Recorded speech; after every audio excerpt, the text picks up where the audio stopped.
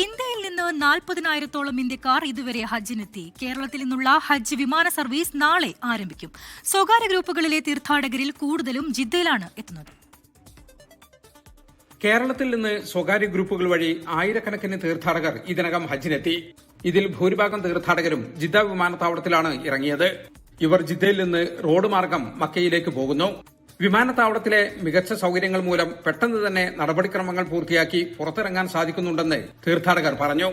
മികച്ച സേവനമാണ് സൌദിയിൽ ലഭിക്കുന്നതെന്ന് ഇന്ത്യൻ ഹജ്ജ് ഉംറ ഗ്രൂപ്പ് അസോസിയേഷൻ ജനറൽ സെക്രട്ടറിയും അൽ മബ്രൂക്ക് ഹജ്ജ് ഗ്രൂപ്പ് എംഡിയുമായ MA അസീസ് പറഞ്ഞു.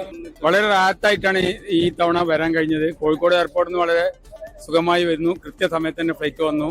ഇവിടെ ഇറങ്ങി 2 മിനിറ്റ് അല്ലെങ്കിൽ ടോട്ടൽ 10 മിനിറ്റ് കൊണ്ട് എല്ലാവരുടെയും എമിഗ്രേഷൻ കഴിഞ്ഞു. പുറത്തിറങ്ങി ഉടൻ തന്നെ ബസ്സിൽ കയറാനും കഴിഞ്ഞു. വളരെയധികം സന്തോഷമായിട്ടുണ്ട്.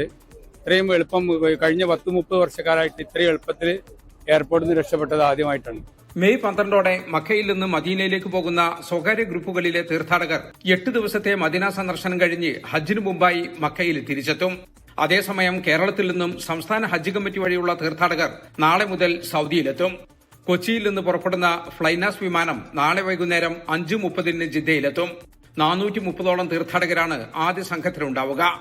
ഇന്നലെ വരെയുള്ള കണക്കനുസരിച്ച് ഇന്ത്യൻ ഹജ്ജ് കമ്മിറ്റി വഴിയുള്ള തീർത്ഥാടകർക്കായി 2518 വിമാനങ്ങൾ സർവീസ് നടത്തി. ഹജ്ജ് കമ്മിറ്റി വഴി 32,451 തീർത്ഥാടകരാണ് ഹജ്ജിനെത്തിയത്. ഇതിൽ 27,000-ഓളം തീർത്ഥാടകർ മദീനയിലും ബാക്കിയുള്ളവർ മക്കയിലുമാണ് ഇപ്പോഴുള്ളത്. ജലീൽ കണ്ണമംഗലം, 24 ജിദ്ദ. ലോകത്തെവിടെയായാലും ഏത് സമയത്തും 24 വാർത്തകളും ഓഗ്മെന്റഡ് റിയാലിറ്റി പാക്കേജുകളും എക്സ്പ്ലെയിനറുകളും വിശദമായി കാണാൻ ഞങ്ങളുടെ യൂട്യൂബ് ചാനൽ നിങ്ങൾക്ക് സബ്സ്ക്രൈബ് ചെയ്യാം.